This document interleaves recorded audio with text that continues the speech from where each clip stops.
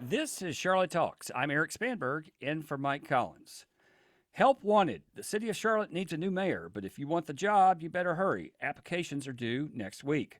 Also on the horizon, a moratorium on data centers could be in place by Monday, pending a council vote.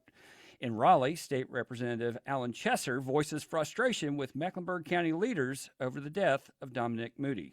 Failure to do your job. Charlotte Fire Chief Reginald Johnson gets a big win on the budget. Parity with police is our number one priority. Councilman Malcolm Graham says a crackdown on car noise can't wait. We must do something. And how about those hurricanes? Goss to spare. They score! Seth Jarvis! Quiets the critics! Those stories and more are part of our local news roundup. This week's panel includes WFAE political reporter Steve Harrison. Ashley Fahey is the managing editor from the Charlotte Ledger. WBTV investigative reporter David Hodges is with us, and Mary Ramsey is local government accountability reporter for the Charlotte Observer. Welcome and good morning to you all.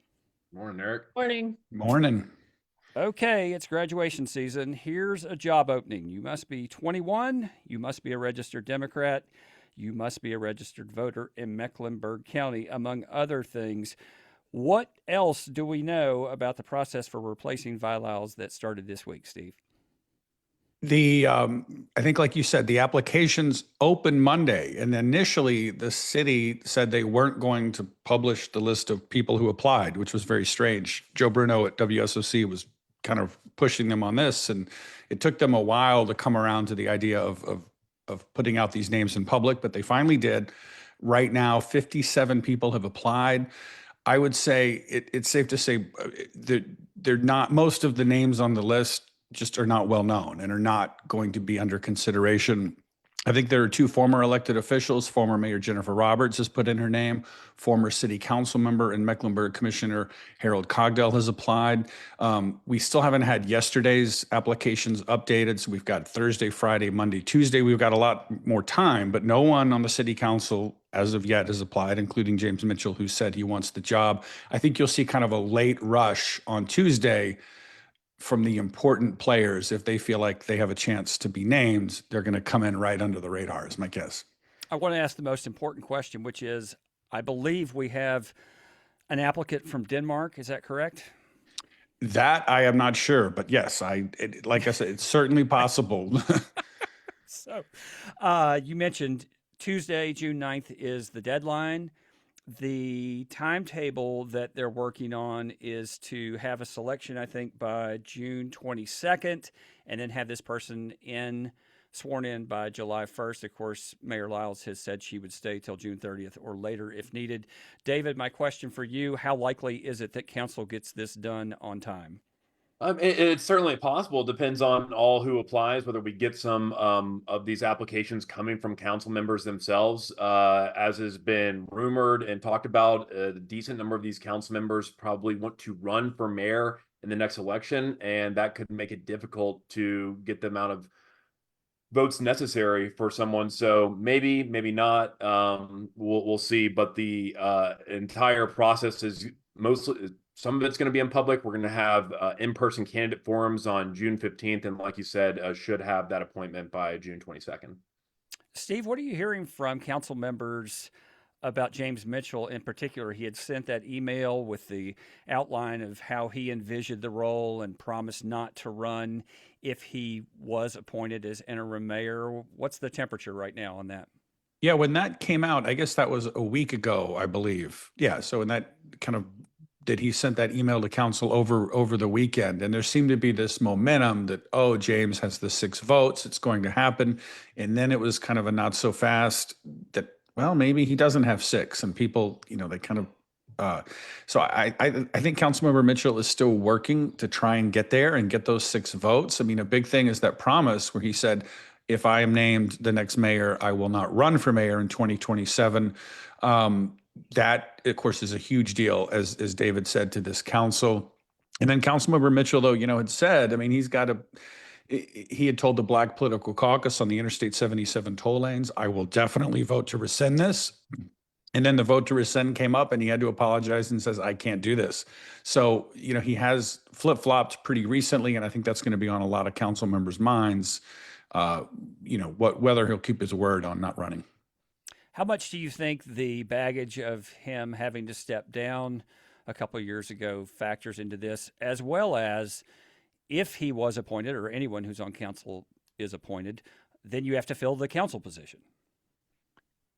It's interesting that the baggage you talked about was when he went to work for Leaper Construction and then had to step down because he had a 25% ownership stake and the company couldn't do business with the city, something that no one apparently realized. It's weird. That was 6 years ago. The drama played out, 4 or 5 years ago. There are new members on, there's new members on the council. I'm not really sure that's top of mind. I think everyone is focused on 2027 and not looking back. Councilmember Mitchell's big assets are he is well liked. He is known as someone who can get 6 votes to get things passed. But yeah, I don't know. I think a lot of time has passed. For you and I, Eric, it seems like yesterday, but I think for a lot of people, it's ancient history. The one thing I would point out, though, is a lot of things that seem like yesterday when you're a council member, all of a sudden get the harsh spotlight when you become mayor. So while right now nobody's thinking about it, I think some of what I'm hearing is, these things will be thought about again in more detail with a little bit more attention if he were to put his name in the hat and try and seek this appointment. So not something we think about now, could be something that's thought about a lot if he does seek this position. I'm going to pretend that there's not fierce jockeying that's already been going on for months and months and months for the 2027 campaign. So I'll frame the question this way. Does the 2027 mayoral campaign begin the day that the selection is made for interim mayor? I think it began the day that Vi Lyles announced that she was planning on resigning. It's already started, Eric. So this really will not interrupt anything. It's just a formality. Okay. The other go ahead, Ashley.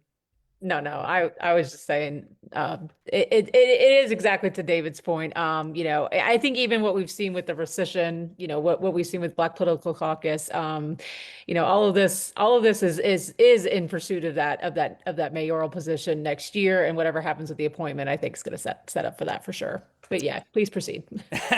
That's the voice of Ashley Fahey from the Charlotte Ledger. Mary Ramsey is here from the Charlotte Observer. David Hodges from WBTV and WFAE's Steve Harrison. Steve, I want to ask you about a little pay raise that the interim mayor is likely to receive. I think that council is going to consider that on Monday as part of the budget vote. Vi Lyles earns $50,000 a year roughly right now. The salary would go up by 15% to $57,000 per year, including expenses. Total compensation could go up 10% to $80,000 a year. That's for the mayor. And council members could see a 6.4% overall increase to $68,000, also including expenses. So with all of that math in mind, Steve, it seems like this increase is not of much interest to voters or the public. Why not? It's a good question. I mean, the Mecklenburg commissioners did this a couple years ago and gave themselves a pretty hefty pay raise. And, they went first. There wasn't a lot of blowback, and now it's the city's turn.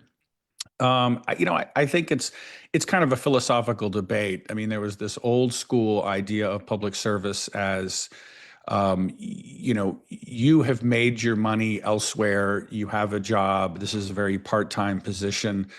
And there's a sense that in a way that's exclusionary, right? Because it does take a lot of time to serve. And there are people who haven't made enough money to do this. And this in a way kind of opens it up to a broad spectrum of the community to be elected officials. But then of course the counter argument to that is when you start, when the pay goes up to 65,000, it becomes a job, something you can do just kind of for a long, long time. And maybe that wasn't the original intent of part-time public service.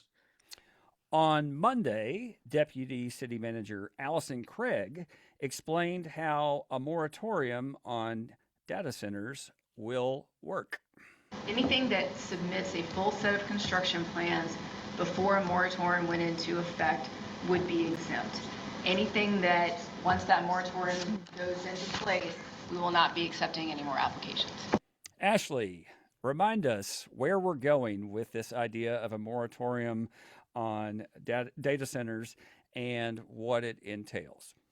Yeah, so council is expected to vote on this on Monday. I would say it's probably going to pass. It's 150 days, a pause to allow the city to develop regulations around data centers. This has become highly controversial with a lot of community groups, especially in East Charlotte, as there's a data center proposed in East Charlotte. It's been going through rezoning. It is only 40,000 square feet, but I think a lot of the concern is around the hyperscale data centers that are 1 million square feet plus. To Deputy City Manager Allison Craig's point, there are already 2 hyperscale data centers that have already been approved, so they will not actually qualify under this moratorium. They can proceed as planned because they were approved before the moratorium, if it does pass, goes into effect. But I think an important note here, Eric, is that a lot of this might be determined by the state. There's a couple of bills currently going through the state right now that would either regulate data centers, these large hyperscale data centers, or give local governments like Charlotte more authority about how they can regulate data centers. Right now, the city has very limited sort of leverage on that. And I think the moratorium is almost a way to buy time for the state to kind of change some of the policy around that. What are you hearing, if anything, about this idea of, I think they call it downscaling on the land use and the city being prohibited by existing state law? And Allison Craig and other city officials have said, yes, this is a concern, but they have not given a definitive answer. Is that a lot of what the next 5 months would be about? Exactly, Eric. Yes, it's the downzoning measure. I think it's state I'm bill. sorry, I said downscaling, downzoning. Yes, go ahead. That's okay. Yes, it's the state bill that passed in late 2024. It's kind of wrapped into a bill around Hurricane Helene relief funding, but basically it severely strips the ability of local governments to downzone properties. You'd have to get the written consent of all affected property owners, which is just something that's not super viable. This just doesn't give a lot of leverage as far as what the city of Charlotte can do around really a lot of land use types, especially because the city of Charlotte just went through the big UDO, the comp plan, and all of that. So I think there's a bill currently right now, being considered that would give local governments that authority back in some capacity. That's separate from the data center bill, which is State Bill 730, which is being fast tracked right now through the legislature, which would give governments the ability to regulate data centers a little bit more than they can today. Dimple Ajmira is one of the leading proponents of this. I believe she proposed this, but there are others. J.D. Maswara Arias, Luana Mayfield was early on this topic. We think we know that half the council wants to run for mayor. Is this much of a differentiating issue for the mayor's race, you think? Yeah, I think, that may have been one of the motivators for Councilmember Dimple Ajmira to kind of get in front of this and call for a moratorium specifically around residential neighborhoods. That's been her big thing, has been, we need to regulate data centers around neighborhoods and things like that. But yes, I think it's another example, Eric, of how the council is kind of addressing some of these flashpoint issues. The development community certainly has been speaking out against the moratorium. And I think it's just another example of some of the energy we've been seeing on council lately. I think developers sometimes are involved in funding campaigns as well. I'm not sure about that, but we'll see. We need to take a break. When we return, a tense hearing in Raleigh as state lawmakers ask hard questions about the death of 6-year-old Dominique Moody in December. This is Charlotte Talks. Stay with us.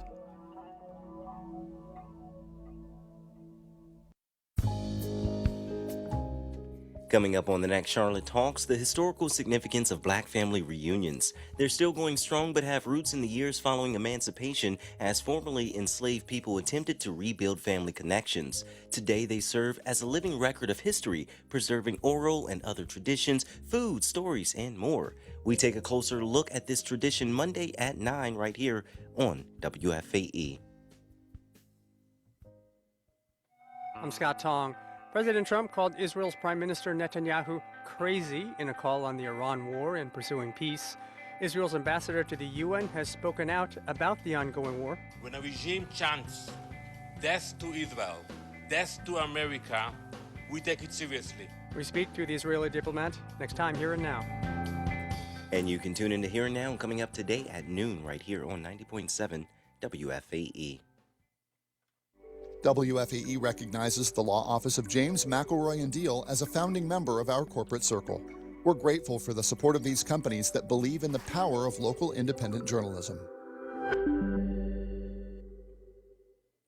Support also comes from WFAE listeners and Mazda of South Charlotte, pledging to help end child hunger in the Carolinas through ongoing support of Second Harvest Food Bank of Metrolina.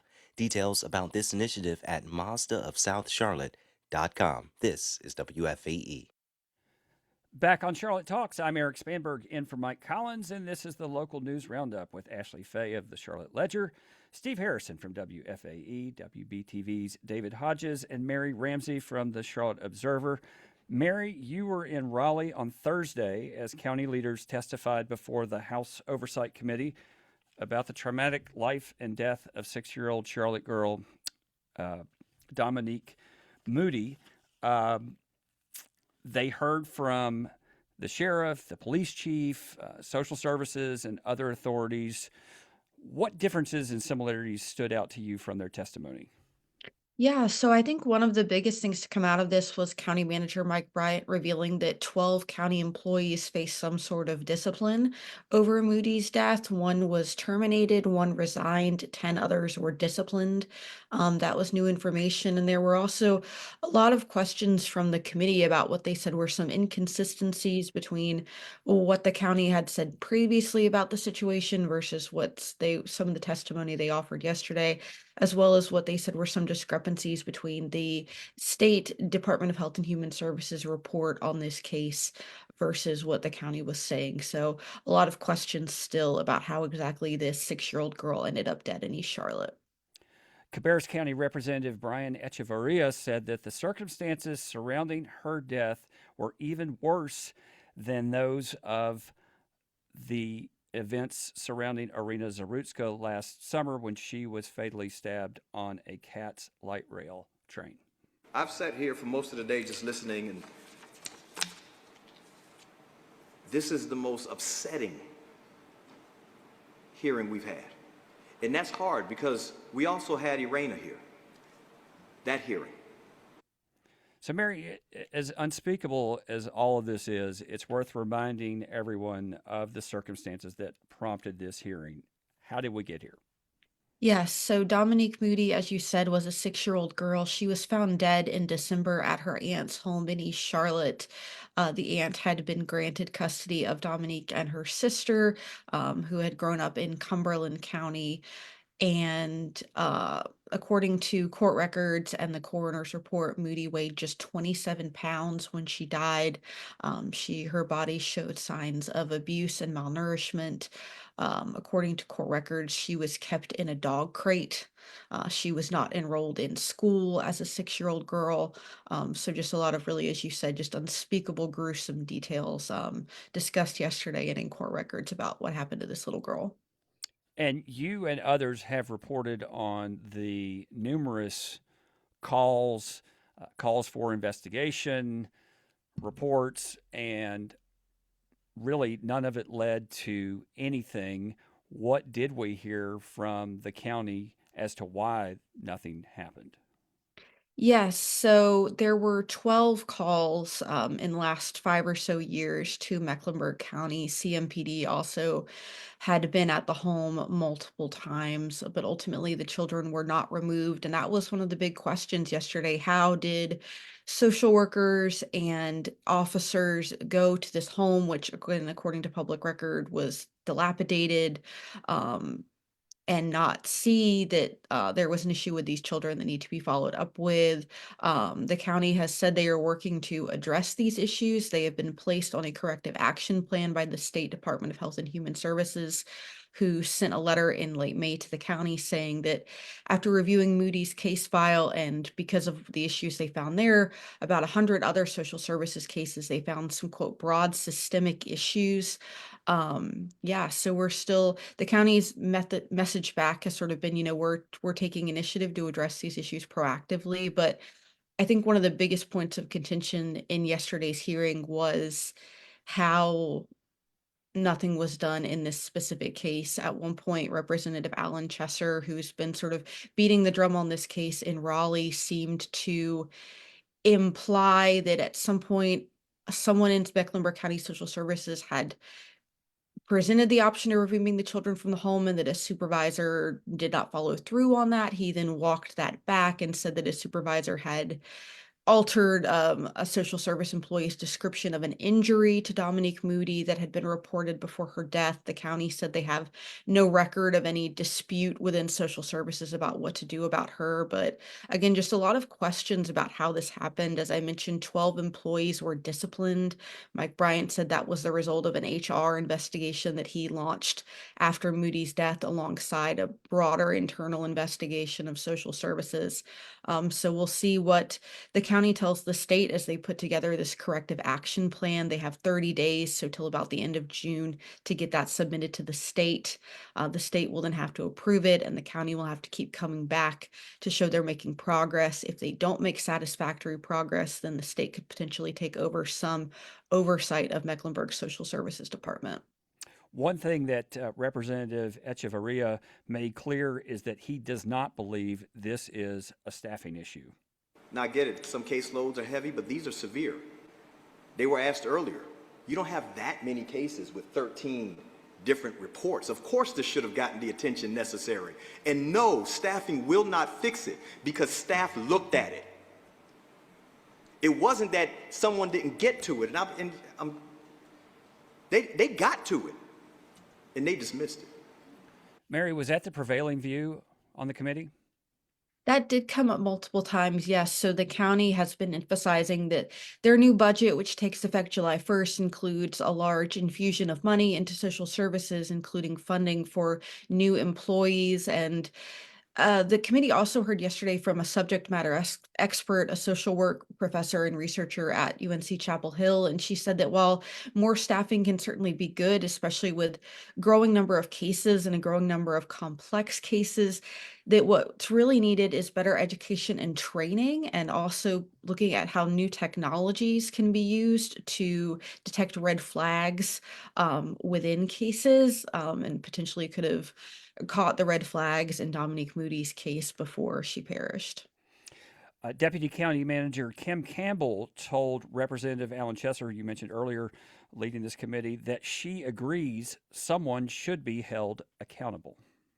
I believe that people should be held accountable. We don't get to always determine what the consequences are for another's actions, but I do believe that, you know, in our roles, we should hold people accountable to the greatest extent that we can, right? Understanding that we don't have all the cards for all the situations, and partners to help us with that accountability. And I think that that also applies to keeping kids safe, not just accountability and consequences, but to the very act of keeping kids safe. Mary, you mentioned that the county manager, Mike Bryant, told the committee about discipline and firings related to this. When I hear Kim Campbell's remarks there, it sounds like accountability, yes. Also sounds like some hedging. What did you hear in that? Yeah, I think that's a fair assessment. You know, we did find out yesterday that one person was fired, one person resigned, 10 others were disciplined, but the committee seemed eager to see more, going so far at times to imply that people within the county could face some sort of criminal charges, pointing out that there are state statutes on the book about mandated reporting with regard to child abuse, about how much information child services has to pass on to the district attorney if they see something that potentially rises to the level of a criminal case. So whether anything like that actually comes to fruition remains to be seen. Obviously, that would be quite a dramatic step in this case, but it was something that was floated yesterday by multiple members of the committee. That's the voice of Mary Ramsey. She's with the Charlotte Observer. Also with us is Ashley Fahey, David Hodges, and Steve Harrison. On a related note, Mary, you just mentioned the new positions. There are 22 new positions for child, family, and adult services that are part of the budget that Mecklenburg County commissioners approved this week. It's a $2.6 billion budget for the fiscal year that begins July 1st. and it includes a minimum wage for full-time employees increasing to $25.53 per hour, a livable wage, plus a 3% across-the-board pay raise for county employees, and no property tax increase. And speaking of budgets, Charlotte Fire Chief Reginald Johnson said this week that he appreciates City Council making a change in the budget's planned pay raises for firefighters. Pay parity with police is our number one priority, and I'm very thankful to City Council for their vote to keep us with pay parity with police. Ashley, what did Council do, and why did they do it? Yeah, there was some debate about what exactly to do to get to pay parity. Do we reduce what the police officers, CMPD was proposed? So they're proposed to get a 10% pay raise. There's some debate about, where does this money come from if we try to achieve pay parity between firefighters and police officers? Ultimately, the council members agreed to raise what had been proposed at 7% pay raises for Charlotte Fire to 10% to match CMPD's. That is a $4.4 million gap in funding. So that's probably going to come out of, the proposed police fire technology upgrades. I think there's a couple million that'll come from that. Firefighters overtime budget, which it got brought up during the meeting that the fire department routinely goes over budget on that. So that's something that's probably going to have to be figured out. And then eliminating 3 new planned field technician jobs for fire. But it seemed to be a priority of council to keep that pay parity between police officers and fire. And again, the vote is Monday, so that takes effect July 1st, assuming the budget passes. Correct? That's correct. If the budget doesn't pass, we're going to have a really long show next week. Also from City Council, on Monday, Council Committee backed a proposed ban on street vending. It still needs full council approval, but James Mitchell has some concerns. I'm struggling with the word criminal when I think most of our street vendors have good intention to try to be successful and grow their business. So, Councilman Ed Driggs supports penalties for vendors who repeatedly ignore the rules. We would need to help them, guide them through the process, show them the way to do it properly, but then have deterrence for those who are scofflaws and just stick their tongue out when you tell them to move. All right, David, address the scofflaws and where we're going with this one. Yeah, so right now, street vending carries essentially like a citation, a fine, if there's a violation of it. But City Council learned that a lot of these fines essentially are not being paid. So the City Council Committee did vote in favor of continuing to look into the possibility of criminal. Speaking of hedging, go ahead. Yeah, a lot it's of hedging. Hodges, not hedging. I'm sorry. Go ahead. Well, even Councilman Mitchell, I believe, ended up voting in favor of continuing to look into this, just because there's limited ways that I think they're finding out to enforce street vending that's being done in violation of the city ordinances. There was a pilot program that allowed people to do this in NODA that expired. They're looking at essentially just banning this across the city, except for some different entertainment districts like in Uptown and South End. So it's a difficult issue for council to kind of wrap their hands around, because they don't necessarily want to criminalize small business entrepreneurs who are just trying to make a living. But there's also a lot of complaints from the brick and mortar stores about how they're operating and what's being sold. Okay, that's what I was going to ask you. Are there a lot of complaints? Sounds like there are. Yeah, there's definitely complaints about this from both the businesses, the people who visit these districts, people saying that the street vendors are in the way or aggressive. It's a safety issue, but then also impacting the businesses that are trying to sell food there. So it's an issue that council keeps bringing up. So they must be getting some complaints about it.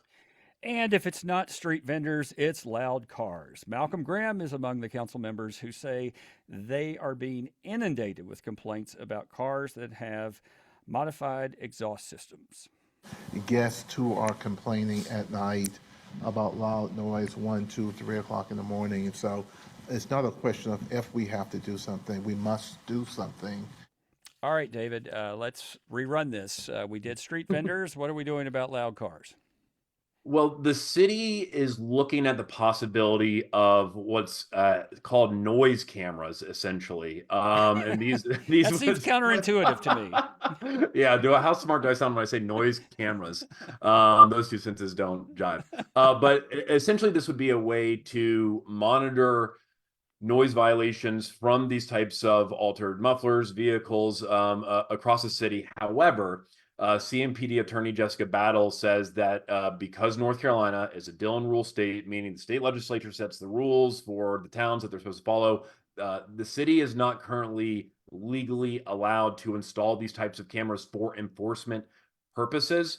So it would be really expensive to set up these types of devices to monitor noise, to not even be able to enforce, get fines, violations, citations.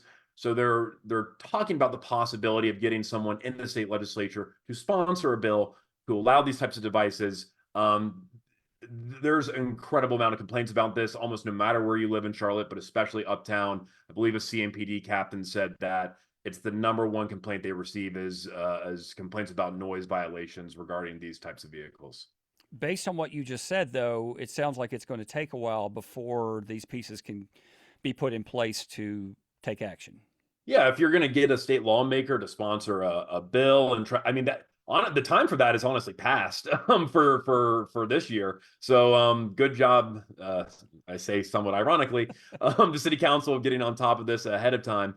CMPD did have an enforcement date a while back, trying to kind of set the tone on these types of violations, but it is something that's pretty difficult for local police to enforce en masse. I mean, whether you live all the way in south, anywhere around 485 or uptown, you're aware of this issue.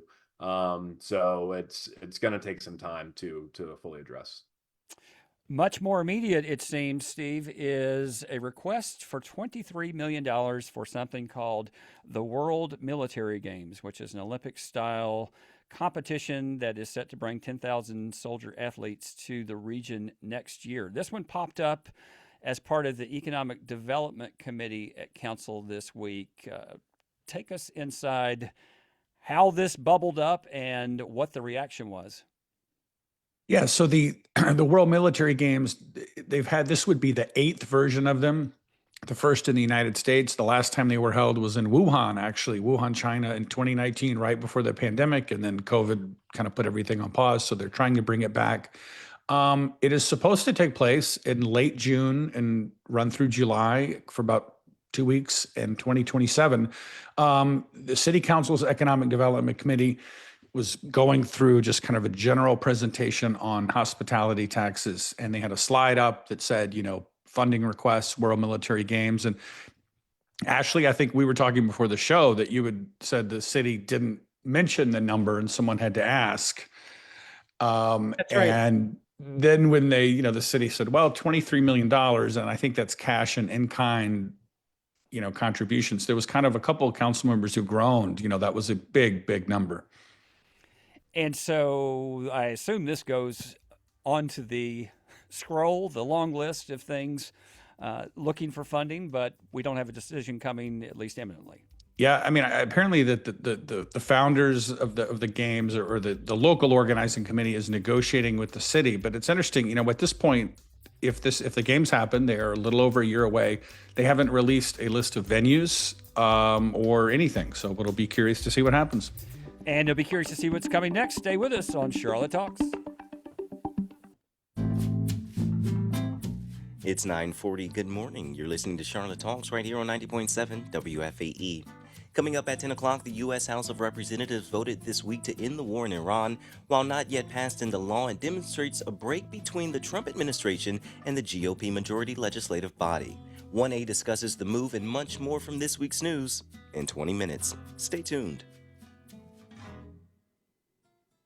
Hi, I'm Ruby Britt Height, Director of Community Engagement and Partnerships. Our summer fund drive is almost here, and increasing your sustaining gift today helps power the reporting and programming you rely on. Monthly support gives WFAE a steady foundation, and giving early helps us shorten the drive so we can return to more of the news and stories you count on. Build the future with a sustaining gift now at WFAE.org. Support comes from WFAE listeners and the Southern Environmental Law Center. With 40 years of experience and over 200 staff, their legal and policy experts work to protect clean air, water, and a healthy environment in North Carolina. More at selc.org. And Central Piedmont Community College, helping businesses build strong teams through customized training and workforce solutions. More information at cpcc.edu. Sunny skies in the Carolinas today, a high of 90 degrees. Back on Charlotte Talks, I'm Eric Spanberg in for Mike Collins. This is the local news roundup with Ashley Fahey, Mary Ramsey, David Hodges, and Steve Harrison. We're just going affiliation free. Okay. Charlotte Ledger, Charlotte Observer, WBTV, WFAE. There will be a quiz at the end of this. Steve, this has happened a couple of times of late here and elsewhere in the state, and this being the issue of how tourism taxes are spent. They are designated to go to tourism, but there's been a lot of talk about using them for other things because it's an abundant source of revenue. It happened again this week when Councilman J.D. Meswara Arias mentioned using some tourism tax revenue for public safety. We owe it to the residents of Charlotte and all Charlotteans for us to see how we can further make our streets safer using any available funding and tax dollars at the disposal of council. And those comments sparked a quick response in Raleigh, including this from Representative Julia Howard. And it seems that a couple of counties have started to want to use the occupancy tax for the general expenses in their county. All right, Steve, let's unwind this. Again, trying to take tourism tax revenue and use it for other things. It's been a topic a couple of times. Now it sounds like Raleigh is getting interested in maybe putting a more forceful demarcation down. What do you think is going to happen next with this one? Yeah, so it goes back really. There's been discussion in Mecklenburg County about this, but really the key focal point where this took place was in Currituck County on the beach. Currituck County has been using some of their hotel motel taxes for public safety. And their rationale was that we're a beach town. We get a lot of tourists. We need to keep them safe. So there was a lawsuit in Currituck, and the North Carolina State Supreme Court, which has a over 5-2 conservative majority, sided with Currituck County and said this could happen. And then that prompted Councilmember Arias to say, well, maybe we should look at doing the same thing in Charlotte. The legislature has moved very, very quickly to shut this down completely. The House overwhelmingly passed a bill that would prohibit this. It will likely go to the Senate next week. It will be passed. I think almost every Mecklenburg State House member except Jordan Lopez voted in favor of this, which I thought was a bit surprising given this being a Democratic city and there being this this idea of like a way to raise more revenue. But it was a slam dunk at the state level to put a stop to this. Now, what you mentioned just now is really interesting, and that is we have a clearly Republican Supreme Court majority. Is there any appetite out there, you think, to perhaps challenge new legislation passed by the Republican majority legislature by going to the Republican majority Supreme Court that just said, no, you can do this? I think that, if there is a state statute that says you can't, I assume then the same court would have ruled that, well, state law says this is prohibited and it's over, that they had ruled kind of on a gray area when it wasn't said that they felt like it was appropriate. But yeah, just the quickness that this has been ended is really fascinating. How fast the wheels of government turned on this. And from the other side, the hotel industry. I talked to Vinay Patel about this. He owns a lot of hotels in Charlotte, and he says, "Look, I already pay property taxes on my hotels. That money should pay for police.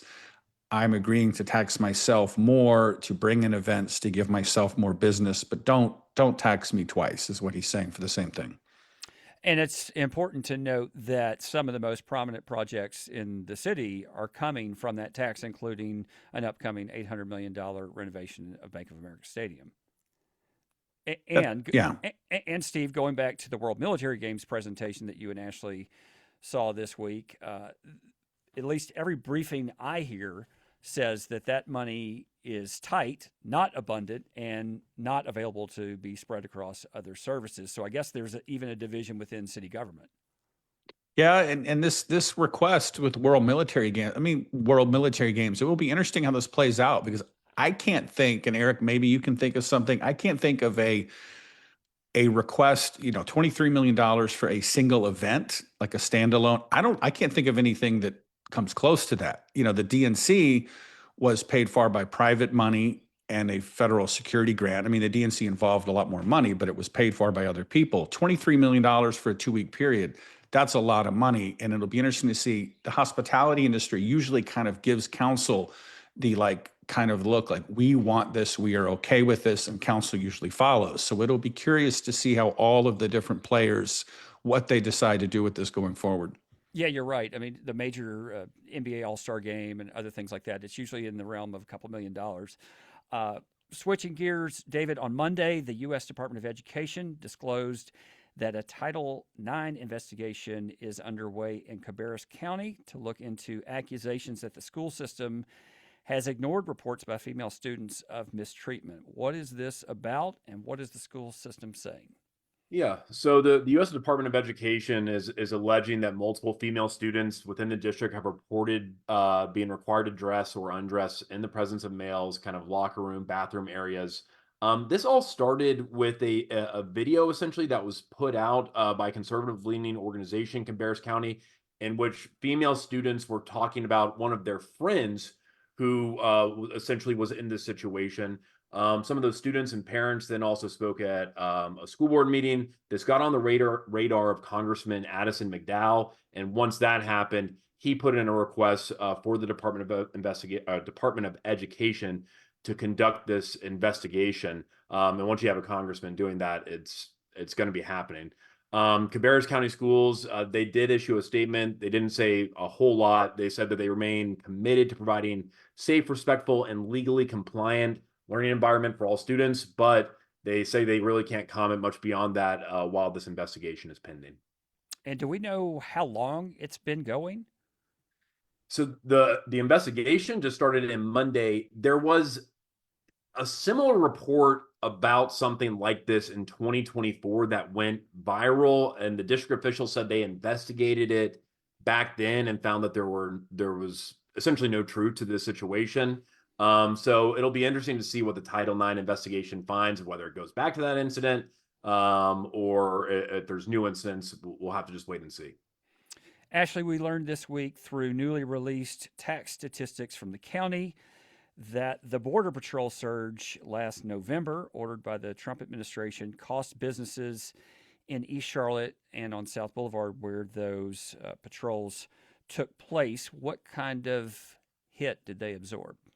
Yeah, and great reporting by Julian Berger at WFAE. But yeah, it looks like total tax collections fell about 10% in that time period, which maybe doesn't sound like a lot, but it really is, especially when you consider across Mecklenburg County, it was about 5%. So that's effectively double. I mean, I think we all remember back then, a lot of folks just closed businesses. People, even when they were open, workers didn't necessarily show up to work just because of fear of enforcement and raids and things of that nature. And I think this ties into a broader story. I know Brookings Institution, they just did a kind of a study around the impact of law enforcement or immigration enforcement around the country. And certain sectors of the economy, especially construction and hospitality, are still kind of being impacted by this. I think there's a lot of ripple effects that maybe come of this. A lot of it is just workers just fearful for their jobs, fearful of showing up at job sites, not knowing if there will be a raid. And I think the Brookings report estimated that the raids cost the area something like 10,000 jobs for a lot of the reasons you just outlined, either fear of showing up or businesses diminished. And I guess my question for you there is, do you think that's a reasonable type of estimate? I think so. And honestly, it might even be more because so much of this is it's just so hard to know how many people are employed, especially in construction.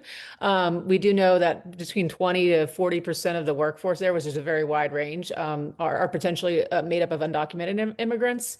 So it's just hard to know the true impact here. But from what we can track, I think construction employment or the construction levels, employment losses are 4%, down 4%, since some of this immigration enforcement started nationally.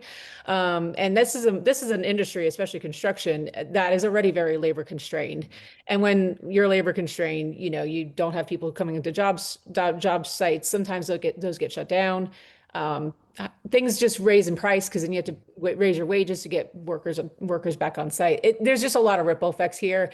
Hard to say exactly what it all means for Charlotte, but I do think it's substantial, and it's something we're probably still feeling even if the operation here is over. Steve, given the sharp criticism of the ICE patrols here by U.S. Senator Tom Tillis, and the lack of data, he was asking about arrests and how effective this was. Might we see a renewed, if I could say it, a renewed push by Senator Tillis to obtain more information on the results of the campaign here? Yeah, I think that's definitely could happen. He had asked in November, shortly after the raids in Congress, for information on arrests and just exactly what transpired. And I think that those statistics on the lost tax revenue were going to, certainly an option to bring this up again and ask the overarching question of really what was accomplished here in Charlotte last year. And I'm trying to remember, you remind me, when he made those comments, was he already sort of on the tour of "You only live once, I'm not running again"? I mean, definitely he had already announced he wasn't running. Okay. And the tour, his statements and his on the tour keep getting more pronounced and bigger and bigger. But yes, he was definitely on that track already, is speaking truths. Or is he speaking truths? I'm being a little glib, but politicians act a little differently sometimes when they're not running for re-election. Breaking news. Mary, speaking of breaking news, some good news for Mallard Creek High School after a controversial and apparently erroneous disqualification in the state track finals. Can we now call them champions? We can, yes. So back a few weeks ago at the state track title, runner for Mallard Creek was the first to cross the finish line. As he did so, he raised a hand in celebration, knowing that by winning that event, he had secured his school enough points to take the title. And he was then disqualified for that. A referee decided that hand motion was a violation of rules. That meant that Mallard Creek got no points for the event and did not win the title. But that decision has now been overturned by state officials, and Mallard Creek are officially co-state champions. The student said that he was raising his hand. He sort of splayed out his fingers for a 5 to signify the fact that this would be Mallard Creek's 5th track title in recent years. The Observer, my colleague Scott Fowler did a lot of great reporting on this, dug through some photos from the track meet and found that there were other students from other schools who made similar gestures as they were crossing the finish line in celebration and weren't disqualified. This triggered a lot of conversation on social media about, kids these days and sportsmanship and all kinds of stuff, but ultimately a positive resolution for Mallard Creek, and congrats to them on another state title. Finally, if you stayed up to watch the Carolina Hurricanes' thrilling comeback win last night, you may be feeling a little bleary-eyed, or maybe you just saw Republican Senate candidate Michael Whatley's AI-generated social media tribute to the NHL team earlier this week. Brian Anderson, a reporter at the Assembly, tried to ask Whatley about his Caniac credentials, but he didn't get very far. I saw you post about the Carolina Hurricanes. Yep. Who are your 3 favorite Hurricanes players? I think we like them all. Don't have a favorite player? Look, I think that's a team that's loaded. They're playing offense really well. I'm excited about how they do. And what about the graphic that was created yesterday? How'd that come about? That's just a graphic that we created. You use AI for the graphic. Yeah, was that we did. intentional? And can you talk about that as far as the Canes and using their name or whatever, if there's any kind of issue there. Well, look, I want to see the Carolina Hurricanes win. I think it's absolutely great for the state, and I think it's fun that they're in the Stanley Cup Finals. And we did use AI. Last chance, can you name Thanks, one guys. Hurricanes Appreciate player? it very much. Thanks, guys. Steve, it sounds like a player to be named later. So do we have a Cal Cunningham moment on our hands, given Roy Cooper has pretty sterling Canes credentials? Yeah, we do in a way. It's interesting because I feel like in politics, it's Democratic candidates who are often fumble things like this and seen as a bit out of touch. And, how they eat their food, or like you said, Cal Cunningham's barbecue. And it was, in a way, I feel for Watley. I mean, I personally do not follow the NHL, and it's not the NFL. And I can see how he's just not aware, and he's not able in the moment quick enough to say, hey, look, I'm just not a super fan. I'm pulling for the team. But I do think it's interesting how it kind of shows sometimes in political campaigns, things just break for you or against you. And Michael Watley has been struggling all campaign to try and close this gap with Roy Cooper, and he's still 8 or 9 or 10 points down in the polls. As for the main thing, Carolina beat the Golden Knights 4-3, tying the best-of-7 series at 1 game apiece. Forward Seth Jarvis scored the winning goal. Yeah, this is exciting. This is what playoff hockey is all about: is tight games and momentum swings, and you never really know what's going to happen next. So I don't think you can ask any more of a playoff series. So now we go to Game 3, which is Saturday in Las Vegas. This gives Michael Watley a chance to create new social media posts. Maybe Roy Cooper would like to create some as well. Do we have, very quickly, predictions? Canes, will they do it? Ashley Fahey, begin. I'm the expert. Obviously, yes. Mary. Canes in 6. Wow. David Hodges. As I said last week, my prediction track record on the show is pretty poor, so I wanna stay out of it so I do not jinx the Canes. If that's okay. Oh wow, what a noble man you are! Chivalry isn't dead. Steve Harrison. Yeah, I'll go with Ashley and Mary just because that's the easiest thing to say. There we go. That's the last word. Ashley Fahey, David Hodges, Mary Ramsey, Steve Harrison. Thank you all for being here on the Local News Roundup. For Mike Collins, I'm Eric Spanberg. Thanks for listening to Charlotte Talks. Have a great weekend, everybody.